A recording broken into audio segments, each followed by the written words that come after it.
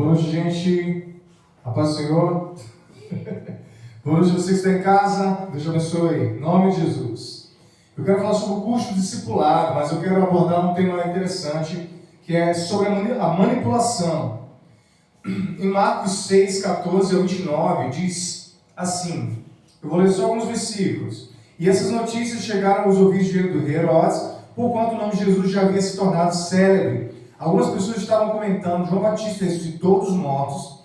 Essa deve ser a razão pela qual, através deles, se operaram poderes milagrosos. Amém? Aí o versículo 17 diz assim, do 6 de Marcos. Porque o rei Herodes, o próprio Herodes, havia expedido as ordens para que prendesse João e o acorrentasse no cárcere por influência de Herodias, esposa de Filipe, seu irmão com o qual vieram se casar. Pois na ocasião João havia demonstrado a Herodes não tinha lícito viver com a mulher do teu irmão. E por esse motivo Herodias o odiava e tensionava matá-lo, contudo não conseguia realizar seu intento. Amém? Eu vou só até aqui, mas a história é assim. João Batista é um profeta, amém? Então ele tem a missão de declarar a palavra do Senhor. Se fosse nos dias de hoje, a gente pensaria assim, o homem está casado com a mulher do irmão dele. O que eu tenho a ver com isso? Entende? Qualquer pessoa vai dizer, o que eu tenho a ver com isso? Mas quando nós recebemos a palavra de Deus, recebemos a incumbência de ser um profeta, de ser um pastor, de ser um evangelista, de ser uma autoridade no reino de Deus, você tem a incumbência de declarar, né, o que está em pecado, o que está escondido. Em especial quando é de uma pessoa que tem autoridade, como esse aqui era um rei, né, um governante. Então, o que acontece? João Batista admoestou ele como um profeta. Olha, o que você está fazendo é errado, o que você está fazendo é pecado, você está casado com a mulher do seu irmão. E Herodes respeitava João e temia a João e temia o povo, porque o povo tinha João como um profeta. Mas Herodias, que era uma mulher manipuladora, ela odiava João por causa dessa palavra, né? Então ela manipulou a filha dela para que dançasse e pedisse a cabeça de João Batista.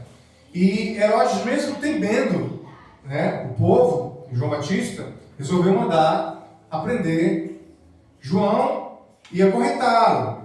Olha que interessante, gente. Por que eu falei que eu vou falar um pouquinho mais sobre esse assunto no decorrer das semanas? Por quê? Primeiro ponto. Muitas vezes nós vivemos para agradar outras pessoas. O espírito de manipulação, ele é um espírito que ele assume o controle, né, sobre nós. Ele assume o controle sobre nós mediante outra pessoa. E foi o que aconteceu com Herodes. Veja bem, ele era o rei, ele era o governante. Mas ele, por causa do seu juramento, teve que se submeter a Herodias, que era a sua esposa, ou a sua amante, já que era esposa do seu irmão. E Herodias, manipulando tanto a Herodes como a sua filha, criou uma situação para que João Batista fosse preso, já que ela o odiava, né? E então muitas vezes nós vemos assim, nós vemos para fazer o outro feliz, nós vemos para agradar a outra pessoa,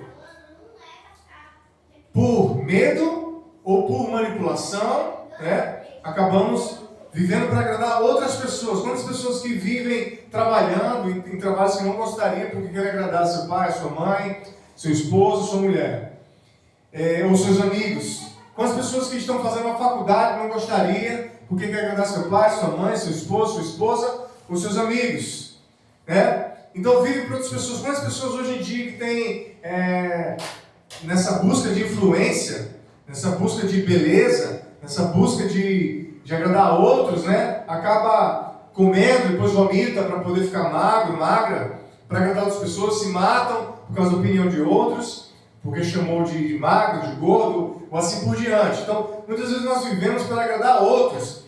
E esse espírito de manipulação, ele ganhou potência por causa da internet. Então, a internet hoje tem sido um canal de bênção, mas tem sido também um canal de maldição. Por quê? Por causa do espírito de manipulação. Então tem pessoas que estão aí na internet simplesmente com o intuito de denegrir, de acabar, de matar, de fofoca, de guerra, Então ele pega ali uma palavra, uma fofoca e lança. Sobre pastores, sobre homens e mulheres de Deus, como também de pessoas. Às vezes tem uma mulher bonita e a outra mulher tem inveja e ela coloca lá o que a gente chama de haters. Né? Aí denigre, aí coloca para baixo, aí xinga, aí coloca, sabe, desmerece. E se você for prestar atenção nisso aí, você vai acabar alimentando para isso, tendo que dar satisfação, tendo que dar explicação, tendo que dar resposta, sabe? A pessoa diz, você é feio, aí você tem que dar a resposta. Teu trabalho é feio, a pessoa tem que dar a resposta. Então você vive para outra pessoa. Né? E a pessoa não tem nenhum poder sobre você se você não deixar. E aqui é interessante, porque esse rei ele tem poder sobre uma cidade, né? Governante de uma cidade. E se deixou manipular pela sua amante. Né? É interessante. Aqui, veja bem, aí ele mandou acorrentar e mandou prender João Batista. Veja bem, João Batista é um servo de Deus, João Batista é um profeta, ele não falou uma mentira, ele falou a verdade. E Herodes sabia que era uma verdade. Mas por não amar a verdade, ele preferiu seguir a mentira. Você vê como é que a pessoa ela chega ao ponto de servir literalmente seu desejo, a sua paixão, literalmente servir aos outros, literalmente servir, né? A gente estamos aí em época de política, né? E elas eram políticos. Então, para querer agradar o povo, muitas vezes você se corrompe, né? Para agradar o povo, muitas vezes você faz coisas que não deveria, você mente, você rouba a mente das pessoas, porque você está dizendo algo que não é. Então mandou prender e achou pouco, acorrentou. E depois cortou a cabeça de João Batista, servo de Deus, né? O profeta do Senhor. E aqui, no tema da mensagem, que é o custo do discipulado, quando fala sobre que João deu a sua vida, né? Ele rendeu a sua vida ali na morte, por amor ao Senhor, por amor da palavra de Deus. O custo do discipulado é isso. Eu tenho que negar a mim mesmo. Eu tenho que negar as minhas paixões. Muitas vezes eu não faço o que eu quero porque eu quero agradar o meu Deus. Olha, por exemplo, em 2012 eu recebi o chamado de Deus, o Espírito Santo falou comigo, sobre o ministério pastoral. Eu nunca tive interesse em ser pastor. O meu interesse era em cantar, em tocar, em ter uma banda. Em sair aí pelo Brasil afora, aí, nos Estados Unidos, né, as cidades aí, e tocar e cantar. Eu não tinha interesse em pregar e não tinha interesse em pastorear. Mas em 2018, por aí, Deus usou uma pessoa para falar sobre a pregação da palavra, que Deus ia abrir porta para pregar nos lugares. E em estou viajando na maionese, na realidade. Acho que 2008, por aí, não 2018. Veio a palavra sobre pregar a palavra do Senhor, para mim pregar a palavra, 2008 mais ou menos. Em 2012, Deus me chamou para pregar e para ser pastor, para sentar suas ovelhas. E Deus falou aquela palavra de Pedro, né? Tu me amas, apacenta meus cordeiros. Tu me amas, apacenta minhas ovelhas. Tu me amas, apacenta minhas ovelhas. E eu entendi a palavra que Deus tinha me dado ali. Aí veja bem, muitas vezes nós temos um caminho. Eu queria cantar, eu queria tocar. Mas Deus, além do cantar e tocar, Deus me chamou para cuidar de pessoas. E quando a gente fala sobre discipulado, porque o que eu vejo hoje em dia, as pessoas têm igreja, né? E a gente vive de culto em culto, de pregação em pregação, de louvor em louvor. Mas o que muitas vezes as pessoas vêm para a igreja, saem da igreja e elas são desassistidas. Você não sabe qual é a dificuldade dela, você não sabe qual é o problema dela, você não sabe o que ela está passando em casa, você não sabe o que está passando com os pais, você não sabe o que está passando na escola, às vezes está sofrendo bullying, às vezes está com ansiedade, às vezes está desempregado. Sabe, N coisas que nós passamos na vida e muitas vezes estamos desassistidos. E quando eu montei a igreja, que é a igreja Evangelho, meu pensamento é trabalhar sobre os 5 fundamentos, que é a doutrina, a oração, partir do pão, a comunhão e o louvor. Que está ali em Atos 2, 42 diante. Fala que o povo ele vivia assim, na doutrina dos apóstolos, na oração, partir do pão, né? Que é a caridade, né? O compartilhar, no louvor, esqueci de um. Na palavra, na oração, a partir do pão, na comunhão, né? E no louvor. Então veja bem, essa questão de caminhar, de conversar, então o discipulado ele tem a ver com isso. Às vezes a gente vai pregar a palavra e fala, vem para a minha igreja. Às vezes eu cometo essa falha também, sabe? Eu tenho orado a Deus para me dar estratégia para chegar e dar uma palavra do coração para as pessoas, mas eu tenho pregado aonde eu tenho feito meus trabalhos, as construções. E o que acontece? Às vezes a gente vai convidar as pessoas e falar assim, vem para a minha igreja, em vez de dar uma palavra para ela. Entende? O outro ponto é, às vezes a pessoa vem para a igreja, ouve a palavra, ouve o louvor, mas não tem discipulado, não tem acompanhamento, eu não conheço a pessoa, eu não sei a vida da pessoa, eu não sei qual é a fragilidade dela. E na igreja dos apóstolos, o povo tinha comunhão, o povo tinha partido do pão, então ninguém tinha necessidade. Eles se conversavam, né? Eles tinham ali a sua comunhão, a sua amizade, estava na doutrina, na oração, na comunhão, no partido do pão e nas orações e no louvor. Então o que é interessante? Na comunhão, eu vou conversar com você, na amizade, eu vou saber qual é a sua dificuldade. Você vai poder contar a dificuldade para mim. Entende? Eu vou poder te ajudar. E era assim que a igreja era. Entende? E é assim que a igreja deve ser. Esse caminhar, aonde eu compartilho as coisas que eu tenho para ajudar o meu próximo. Então, o custo discipulado, ele tem a ver com isso. O discipulado, no caso, estar com o Senhor, tem um custo, é a cruz. É a cruz. É eu negar a mim mesmo. É eu cuidar com minhas palavras, cuidar com meus pensamentos, cuidar com minhas amizades. Cuidar. Eu caminhar na oração, caminhar na leitura bíblica, caminhar no jejum, caminhar no louvor, caminhar ali na comunhão. E outro ponto discipulado é quando eu vou fazer discípulos. Eu vou pregar palavras para as pessoas, eu vou cuidar das pessoas para a igreja, né? Eu vou salvar vidas e eu vou caminhar com ela. Eu não vou deixar ela caminhar sozinha, independente da idade que eu tenho. Né? Todo mundo tem amigos. E veja bem, às vezes a gente fala assim, que se resume a Bíblia toda, né? Amar a Deus sobre todas as coisas, amar ao próximo. Muitas vezes, eu tenho minha família que está indo para o inferno por não conhecer a palavra, por não conhecer Jesus. Eu não prego a palavra. Eu não convido para a igreja. A pessoa já disse não, então não quer. Sabe, insiste um pouco mais. Ora um pouco mais. Jejum um pouco mais. Às vezes a gente tem uns amigos que estão na vida doida. E às vezes a gente fala de tudo, mas não fala de Jesus. Entende? Então, o curso discipulado é isso. É quando eu chamo pessoas para caminhar com o Senhor. Caminhar com Cristo. Caminhar com Jesus. E eu caminho lado a lado com ela, ensinando a ela estar com o Senhor. Entende? Eu sou discípulo de Cristo, eu caminho com Cristo, eu oro, eu jejum, eu leio a Bíblia, eu vou para a igreja, eu faço o que o Senhor gosta, eu amo o Senhor no meu coração e eu chamo outras pessoas para que juntamente comigo também caminhem com o Senhor. Entende? É como a palavra fala, ir de fazer discípulo de todas as nações. Então veja bem, nessa palavra, João Batista, ele pregou, ele caminhou com o Senhor, ele foi fiel até a morte. Entende?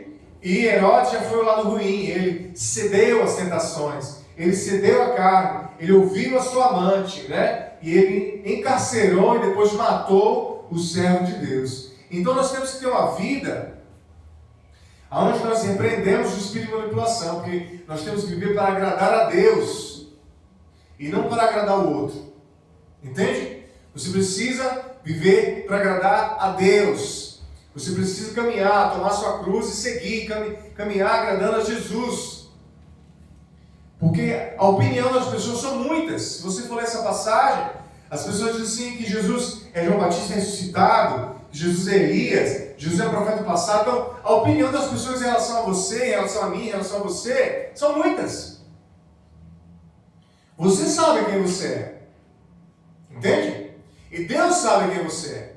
Então, a opinião dos outros, ela não tem muita importância.